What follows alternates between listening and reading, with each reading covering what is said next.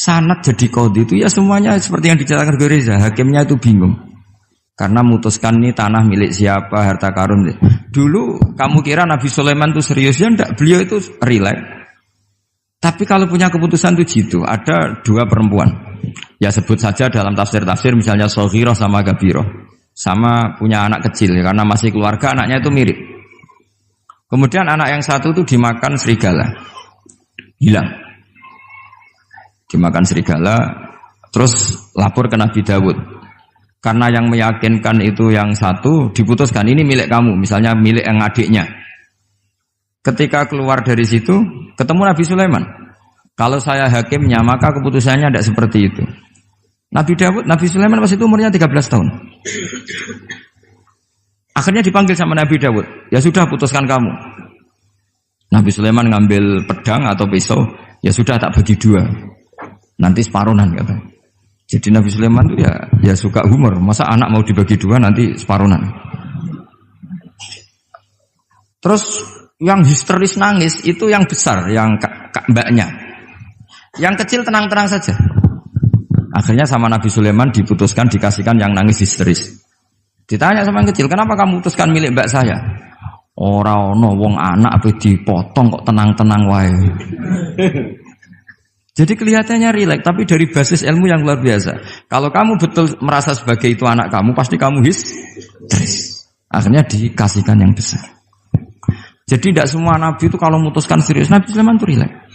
Ya tapi tentu tidak kayak Gus Rizal, lebih benar gitu. Karena nabi itu lebih benar.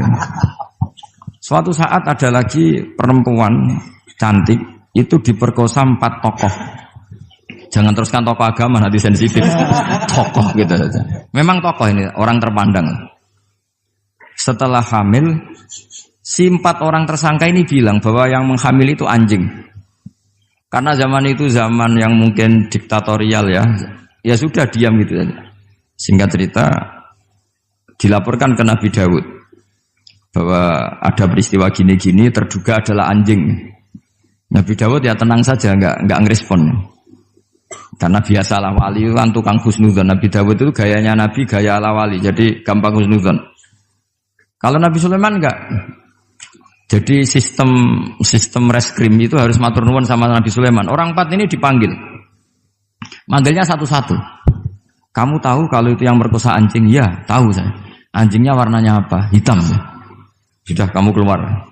Keluar tidak dipertemukan sama yang 3. Yang satu dipanggil lagi. Yang merkosa apa? Anjing. Warnanya apa? Merah. Dipisah lagi. Sampai akhirnya 4 orang itu jawabnya warnanya beda-beda. Mungkin ada kebiasaan, mungkin ada yang bilang pink, tapi nggak ada anjing pink. Akhirnya setelah semua dipertemukan bareng-bareng. Kamu tadi bilang apa? Hitam. Kamu tadi bilang apa? Merah. Kamu tadi bilang apa? Berarti padahal kamu semua bersaksi bersama bahwa orang itu Pratita tadi diperkosaan anjing. Tapi ternyata warnanya anjing beda. Akhirnya Nabi Sulaiman bilang, anjingnya ya kamu itu.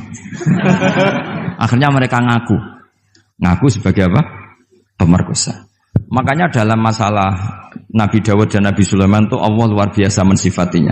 Nabi Dawud punya keramat, punya mukjizat. Kalau beliau baca tasbih, itu gunung dan burung-burung ikut baca apa? Tasbih. Semuanya ikut baca tasbih. Yusabbihna bil asyi wal isyraq wa tayra mahsyurah kullu lahu awwab.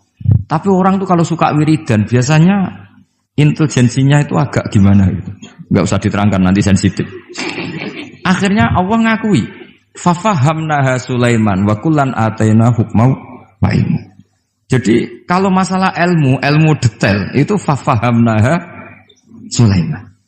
Kecerdasan untuk bikin keputusan itu masih cerdas Nabi Sulaiman. Tapi kalau wiridannya itu bagus Nabi Dawud. Jadi makanya orang ini enggak sempurna ya. Ada yang suka wiridan, ada. Makanya saat tadi itu kaget Gus Im bilang ketua pondoknya di Istighori Gus Riza itu saya tenane gitu. Maksudnya itu saking adabnya muji masnya apa gimana saya itu sampai sekarang nggak paham itu. Tapi yang jelas yang diangkat tadi jangan GR kalau itu hasil istikharah. Karena saya tidak bisa yakin itu. Ya tidak bisa memaksa husnuzon. Nanti kalau di ruang dalam mau tanya istikharah betul apa enggak. Tapi yang jelas tadi Nah, kita ini alhamdulillah guru-guru kita itu wiridane yo jalan dan alhamdulillah santri-santri kalau kiainya wiridan ya bubar separuh itu bagus. Saya bukan mengajarkan tapi itu bagus. Kata di jagungan sama Gus Iim, pantangannya ahlul ilmi adalah tidak boleh melakukan ijabu malam yajib, mewajibkan sesuatu yang tidak wajib. Saya itu mondok sarang tuh lama sekali. Itu Mbah Mun yang imami, itu yang bubar ya separuh lebih. Mbah Mun ya senyum-senyum saja. Ketika ada kiai tanya, "Mbah, kok boten jenengan boten wajib no wiridan?" Ora oleh ijabu malam yajib, mewajibkan sesuatu yang tidak wajib. Nah, santri-santri tahu kalau itu tidak wajib. Wah, hilang. Oh iya, pimpinannya. Jadi konstitusinya ahlul ilm itu beda. Takhrimu malam yakhrum itu ya kriminal, ijabu malam yajib juga kriminal. Bahkan di Habib Abdullah bin Husain bin Thohir itu dikategorikan dosa besar. Makanya pondok-pondok ilm itu enggak berani wajibkan santrinya wiridan karena takut ijabu malam yajib. Akhirnya keterusan bersolat langsung ngopi bualenin. Kadang rokok orang dipateni bersolat salam langsung. Eling rokok ya. Jadi kita ini sengawur-ngawur kita karena sebagai ahlul ilm itu masih benar. Ngawur saja benar, apalagi pas benar. Karena memang sanad ya, saya ulang lagi. Sanad ahlul ilmi itu beda, khas. Sehingga kadang orang-orang yang di luaran sana, jangan bilang kubu sebelah, pokoknya di luaran sana, nanti jadi sensitif. Saya itu pernah ditanya satu pertanyaan sangat ekstrim. Ini karena ada paman saya nanti tak mintakan jawab. Itu sangat sensitif. Yaitu orang-orang kota pernah tanya saya, Pak Bahak, kenapa ada hadis mangqala la ilaha illallah dakhalal jannah wa in zana wa in sarqa. Itu kan ekstrim. Kok kayak Islam itu membolehkan zina? Karena yang pernah zina pun asal melafadzkan la ilaha illallah pasti dakhalal jannah. Saya kebetulan pas itu ya kok pas pinter Gus Riza. Jadi ya bisa jawab. Terus saya bilang gini, justru saya bilang hadis itu menunjukkan satu kaidah ilmiah yang luar biasa, yaitu kebenaran yang absolut itu tidak boleh terganggu oleh perilaku sosial. Misalnya saya ditanya 1 tambah 1, pasti tak jawab 2. Lonte ya jawab 2, maling ya jawab 2, koruptor ya jawab 2. Karena kebenaran absolut itu tidak boleh diganggu oleh status sosial. Sehingga orang yang pernah zina pun melafatkan 1 tambah 1 2 ya sah. Yang ketua wali juga sah, wali biasa ya sah, setengah wali juga sah. Karena kebenaran absolut adalah kebenaran yang siapapun pasti mengatakan demikian. Yang ketangkap KPK ya bilang 1 tambah 1 2, KPK-nya bilang 1 tambah 1. Nah, eksistensi bahwa Allah sebagai Tuhan itu eksistensi yang absolut. Sehingga harus sah meskipun dikatakan orang yang pernah zina. Akhirnya saking keramatnya Gus, terus nganggep pulau guru nih, terus ngaji sama saya sampai sekarang. Nah saya berharap produk-produk al-makhrusiyah itu sampai seperti itu. Jadi ada saat di mana kita maknani wa in zana ini bukan urusan melegalkan zina atau menganggap biasa zina, enggak. Tentu zina itu sangat buruk. Innahu kana fahisyah wa sa'a sabila, buruk sekali. Tapi ada konteks di mana absolutisme kebenaran itu tidak bersyarat apapun. Sehingga orang yang kafir puluhan tahun, mungkin ratusan tahun, ketika melafadzkan la ilaha illallah berarti sudah sah menjadi muslim. Karena kalimat ini adalah kalimat yang orang kafir dengan kalimat itu menjadi muslim. Sebab itu kita pasti menolak faham takfiri. Faham yang mudah mengkafirkan orang lain. Karena logikanya gampang. Wong kalimat ini yang kafir saja menjadi muslim. Lagi sing tukang wiridan la ilaha illallah malah dianggap kafir. Iku tahu mikir, tahu orang kan kira-kira seperti itu. Jadi ya sekali-kali saya serius. Ben pamane bangga ponakane alim.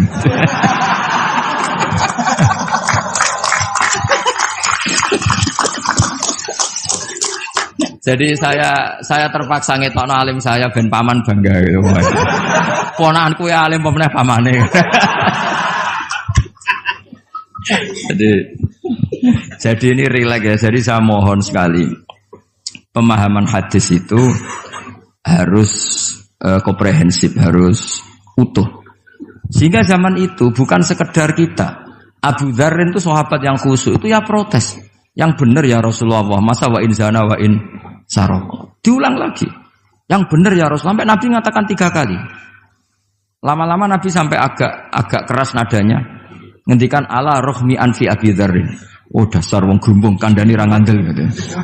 Karena Abu Dzar itu orang khusyuk. Beliau tidak siap kalau orang yang pernah salah seperti itu kemudian tetap dakhalal jannah atau sah melafadzkan la ilaha illallah.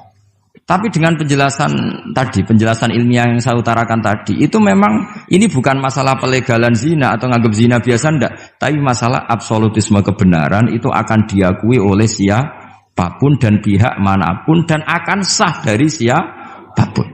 Sehingga orang yang kafaratula umrih, dia kafir tula umrih, 80 tahun dia kafir. Kemudian pas mau mati melafadzkan la ilaha illallah Muhammadur Rasulullah, tetap sebagai berstatus mukmin. Qul lil ladzina kafaru iyantahu yughfar lahum ma qad salaf. Katakan kepada orang kafir sekali dia menghentikan kekafirannya dengan talaffuz di kalimat syahadah, maka otomatis menjadi muslim. Lah soal nanti masuk surga ya bisa kapan-kapan kan? Allah tidak bilang harus sekarang kan? Ya nunggu kita duluan kira-kira. Nak bejo itu. Tapi saya berkali-kali ngaji sudah orang Islam tuh yang senang. Kita ini sudah dikasih kunci surga, miftahul jannah la ilaha illallah. Kamu harusnya enggak bisa masuk neraka. Enggak pegang kuncinya kok kamu mau masuk itu gimana? Tapi ada teman saya bilang, "Neraka ora ono pintune, Gus, langsung." Lah kalau kamu pikiran gitu semoga ke situ kayak bilang gitu. Jadi makanya kamu yang pede saja.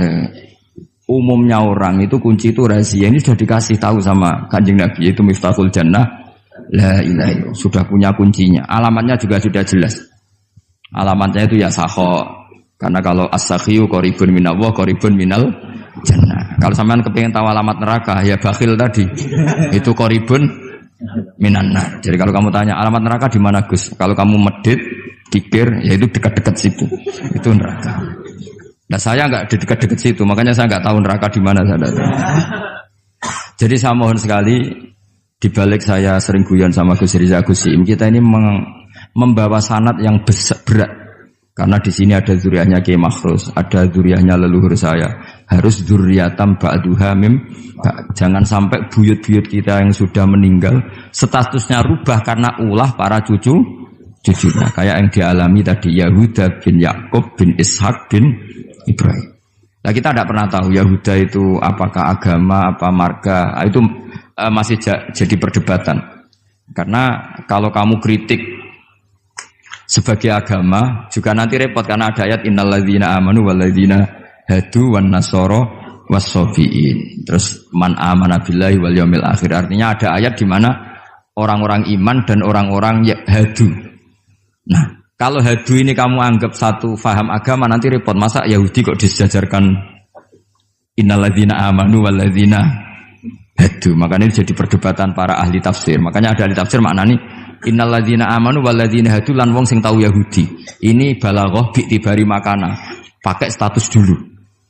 Mau tidak mau secara bahasa memang seperti itu. Misalnya ada preman tobat di tangan Gus Riza mesti bilang, "Gus iki preman sing wis tobat." Jare wis tobat kok diarani preman. Itu namanya bi tibari makana. Jadi dengan status yang dulu. Iki wong kafir tapi saiki wis Islam. Lho wis Islam kok diarani wong kafir. Ada yang maknani sehingga enggak perlu kamu jadi orang liberal yang menyamakan semua agama terus dalil innalladzina amanu walladzina hadu wan nasara wasabiin man amana. Semua agama itu sama. Buktinya ayat itu sama, pakai wawu ataf. Iku ora tau ngaji tafsir mbek Gus Riza kira-kira gitu. Kalau sudah ngaji tafsir insyaallah enggak akan seperti itu. Jadi ayat itu ada ilmunya.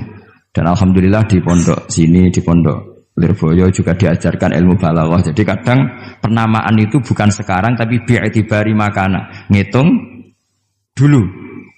Paham ya? Kayak kita mengatakan ini kafir tapi sudah Islam. Itu paradok enggak? Wong sudah Islam kok dikatakan kafir. Iki dhisik santi goblok, saiki wis pinter. Goblok kok pinter. Ya, ngoten mawon Gus, mau karena bingung. Assalamualaikum warahmatullahi wabarakatuh. Waalaikumsalam warahmatullahi wabarakatuh.